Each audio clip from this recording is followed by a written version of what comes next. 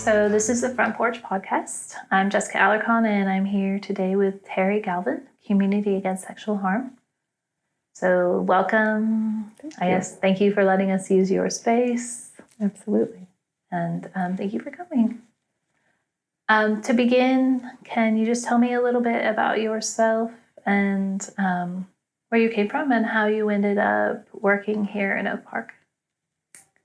I came to Sacramento a little over 8 years ago from Southern California, but my in-laws moved to Elk Grove in 1990, and so I always spent holidays. I've been in Sacramento and Elk Grove all since then, coming back and forth, although I never actually lived here. So after my husband retired from the military and we needed to figure out where we were going to land, we decided to come back here, come home, essentially. And so that's how I ended up in the Sacramento region a little over 8 years ago. What was it about Sacramento that attracted you? It was mostly for us having had our entire married life and raising our children without any family around. It was the idea of coming home that brought us here specifically. Okay. And so you're here at Community Against Sexual Harm. How did you end up here, specifically with this organization, doing this kind of work?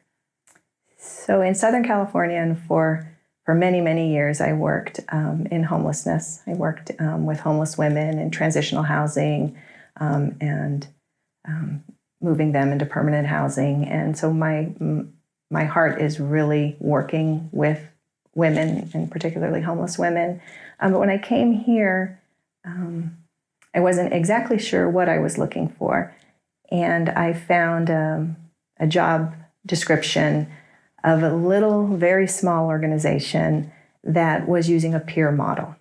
And over my time in working in homelessness, one of the things I thought was not well used was combining people with lived experience in capacities to really do the work of helping others. Where it was evident in the homeless sector in Southern California, it was always really a very strong model.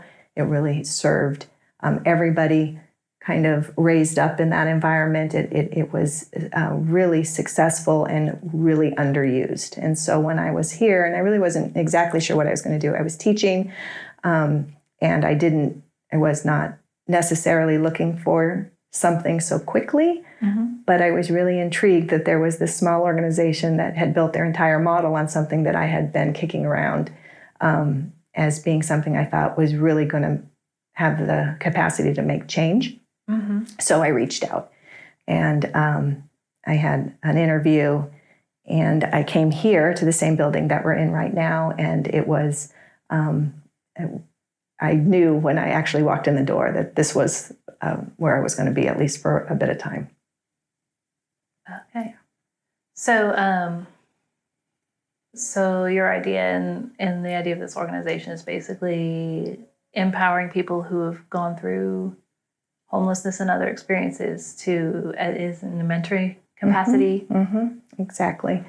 So we work with women who've been commercially sexually exploited, and in that, the lived experiences that many people have. There's incarceration, there's mental health challenges, there's children in the system. There's a whole host of experiences that happen, and so the women that are on staff have the experiences that match the women we serve, and it works. I really don't. I think that it has really had serving women who have not connected well with other service providers or who are not deeply attached to services when they need many different services. We are able to make connections here. Our mentoring is such a lighter touch. It's such a hopeful touch. It's a different way than clients and serving. We have women who come to the center, which is essentially theirs. And we all build community here. I mean, this is the way we operate. So it's not, your direct service type of environment where we're fixing. We're not fixing people. We're being with people. We're walking with people, and people understand what that journey looked like because they've been through it too. Okay. And it's a very exciting place to be when people will say, I met you and I saw that you could do it. And so now I think maybe I can too. It's very powerful. So just the power of, seeing that it's happened for someone else, coupled with maybe the fact that the person they're working with might be able to connect better because they understand what it's like. Yeah. And understand, the perspective, the challenges. Yeah, it's important. There are, as much as I've spent 23 years now working with women and serving women and doing the best I can by women, but there are things I don't understand. And when you match that with people who do understand, and we work together and we really we're able to serve people in a really elevated way, and we're able to look at systems and procedures and policies that really don't serve and have really good conversations about it. Because we have this multiple perspectives coming in a leadership type of capacity. So what kind of activities do you do here to develop that community? And so the first thing we do is we're a place of safety and respite. So when we have women who are homeless or women who are insecurely housed, or they're staying somewhere that they really can't stay, and so they can't, they're trying to not be there often, we have food, we have a boutique now, but a clothes closet. We have bingo, we have the ability to use computers and telephones, and people get mail here if they need to. So we really just have a center, a place for them. Sometimes they're watching a TV show, and many people are here in the afternoon and they're watching a TV show and they're just bonding together and being in a supportive, safe place. Then if people do have specific needs and are interested in programming or more intensive type of work, we have several programs. We have a diversion program for people who've been arrested on a prostitution or related charge where they can have that charge dismissed. We have a Healthy Women and Families program, which is a really tight wrapping program around pregnant women to make sure they're getting to their medical care, that they have medical care that they're using, that they're prepared for baby, that they're educated on all of the ways of new parenting. We have 2 intensive wraparound programs for women who've been trafficked or women who've been a victim of crime, where we can help with housing, we can help with getting into continuing education. So we have multiple levels. People can come here, and at this moment, they might just need somebody to say, hey, I'm happy to see you. Are you hungry? And we might have somebody who's, I really want to reunify with my children. I know I need to change some things. Can you help? And we can do everything in between. So, just starting with allowing a place for people to be anywhere to providing them with the services. Yeah. So you're here in Oak Park. Yes. And the organization has been here its entire time? Yes, not in this building. We first, and this was before my time, we rented a little bit of space at Women's Civic Improvement. Okay. That's the first building we were at. Prior to that, we started as just a street outreach organization, just out of cars that our outreach workers had, just to get the word out that we were interested in helping and connecting people. And so why this neighborhood? Why Oak Park? So we were founded by police officers that were on a POP team, Problem-Oriented Policing Unit, here in Oak Park. Okay. So we were an outgrowth of their understanding of a problem that was here. And that typical enforcement was not coming close to providing any solution for women who are prostituting or are being commercially sexually exploited. But services are needed, and what we're offering is needed, and there was no such thing. And so when they looked around to see what other people were doing across the nation, they found that there were people doing this type of work, and they thought that was really what was needed here, because enforcement activity just was never, ever going to turn the corner with this. No, that doesn't help anybody, really. Right. And so it's interesting because it's kind of unlikely that police officers, are the leads in starting something like this. It does happen all over the place, but we just don't know that many examples. So we're one here in Oak Park where there was an identified Oak Park problem. There was not this. Law enforcement recognized that law enforcement was not the solution, and then this was created. Wow, I did not know that. That is a really interesting way to, certainly unconventional for this kind of organization. That's really neat. And so what does it mean being in the neighborhood now? So we have a lot of the women we serve with ties to Oak Park, historic ties to Oak Park. Two of my staff members who were participants in our program at one time, they grew up in Oak Park, and they still live in Oak Park. I mean, we have a strong tie to the neighborhood. And it's a place where people are comfortable coming home because people are tied. The women we serve have some ties here, and it feels like home to them, and we want to be there for them that way. And that's why when we've several times almost grown out of our space and we've started to move into the building, there's two sides to our building, and we've kind of grown a little bit over time. But every time we go to look somewhere, that's always our criteria that we have to be in Oak Park. We just are really tied to serving people here. Yeah, and you were saying earlier that that's becoming harder for you as you grow. Yeah, it for several years we looked pretty hard at places, and we couldn't find anything that would fit us. First, anything that would really fit us, and then very quickly anything we could afford. And so today we're there with not being able to afford anything. It's just, with a lot of probably the people that you're serving and their families and everything, since it often is the people who've been here a long time that are, especially if they don't own. Exactly. We're in a very similar situation. So as the neighborhood has been changing, has that changed at all the way you've been able to operate or what you're seeing going on in the neighborhood? Well, it's changed a lot. So we're still at the point of trying to see the actual effects of everything. One of the obviously there's so many good things. We can, as staff, we can walk down and get lunch and go have coffee, and we everybody can participate in the new community as it is, for the most part. But by the same token, there's, not much room for new for entrepreneurs or new businesses to come in with very little capital, or, what was traditionally here where people could start on the corner. Many women come and say, oh, there was a thrift shop here. Oh, my grandmother owned a hair shop here. And, there was just a different time when this area was more conducive to people starting businesses. And now it's not so much that way.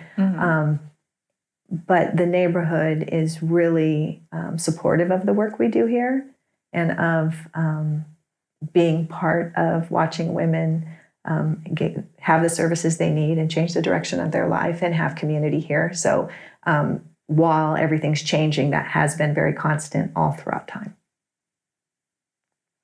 Okay, so as an organization, what kind of challenges are you guys facing? So we face housing challenges very clearly. We have, over time, we have a lot of we're able to tap into different programs for people to have some housing support, to help with homelessness in different ways. But it's virtually impossible to find places, even with housing vouchers or housing support, for people to live here. And their support is here. Whether that's, a lot of people use us, they know Janelle at Wellspring, they know Harm Reduction Services, and so their community's here. And so the strongest position is for them to also be able to live here and grow here. And that piece is really out of out of range for us. And so that's unfortunate, because if we have to move somebody all the way to the north or somewhere unfamiliar, then this piece, which is really vital, is missing, or, not as accessible. Adds a lot of challenges, in solving, one issue probably adds more challenges. Yes. And so that's one of our challenges. The other is that, we are still, all of us, this nation is still a nation where there's a lot of commercial sexual exploitation in every neighborhood, in every community.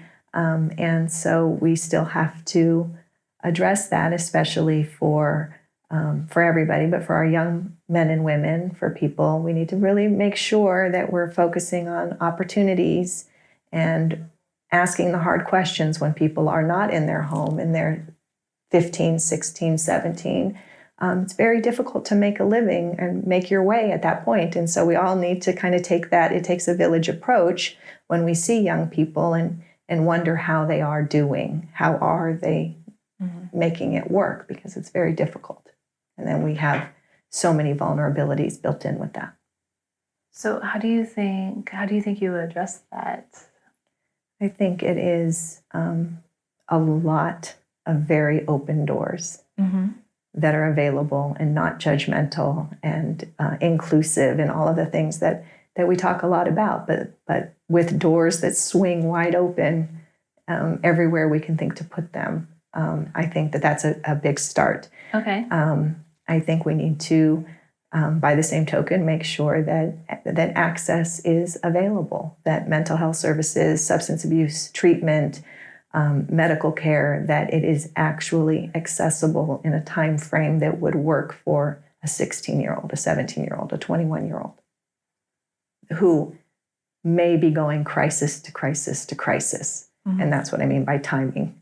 Got it. Timing, it's usually 2 days late by time they're reaching out for help. So an answer that is 7 days in the future is not much help. Okay. What do you think the normal people, who aren't providing services like you, what do you think neighbors could do to? Well, the neighbors here have been great over time, and are great. I mean, that is one of the things when I came.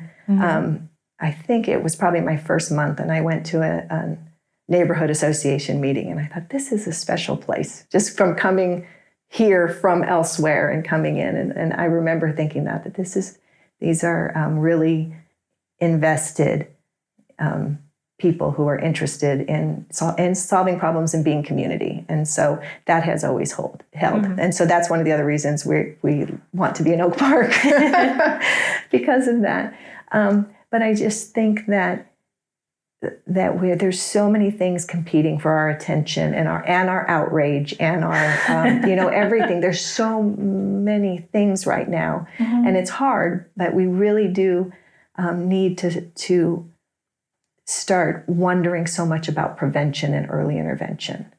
Like, how much energy can we put behind trying to stop things from happening and intervening early, so we don't have so much on this other side? How can we do that as a community? How can we all go back to really wanting to look at how people are doing? Every person, everybody, how are they doing, so we can try to intervene early. That's one of the things I've been wondering about, and I probably asked so on that a year ago is, because you're right, it's overwhelming, and especially it feels like in the last year, things somehow got more overwhelming, even though our worlds got smaller. But if I were, what could I do for my neighbors or people, It's some of it is the old-fashioned checking on people. Checking on people in your neighborhood, checking on, neighborhoods are changing, so people are moving out and people are moving in, how people are doing. I really think that goes a long way for the prevention and the early intervention, and to care about your neighborhood, your neighbor, your block, knowing our actual your neighbors. Yes, and that things are going okay, and that that's kind of the starting point, because as people struggle and their vulnerabilities grow, then the other stuff happens. And then it gets harder and harder to help people along the way. Yeah. The interventions have to happen more deeply. So just knowing and caring about our actual neighbors.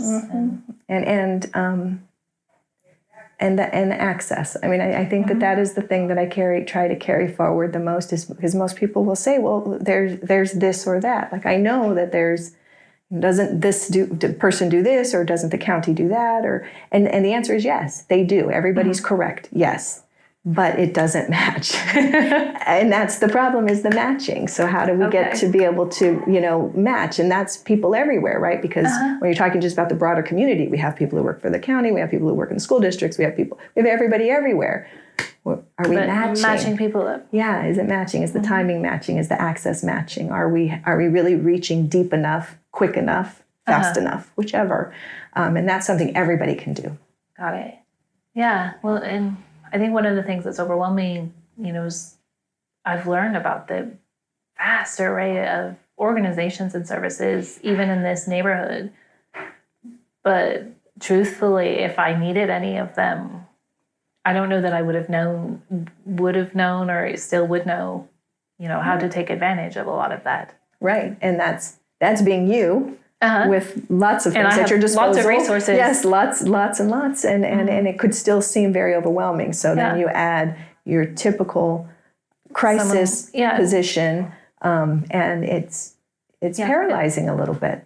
No, I could see that, especially, if you don't have connections or resources or just general awareness that there is something there for you. Transportation. Yeah, a phone that's charged. Most people do come, when they come in, they charge their phone.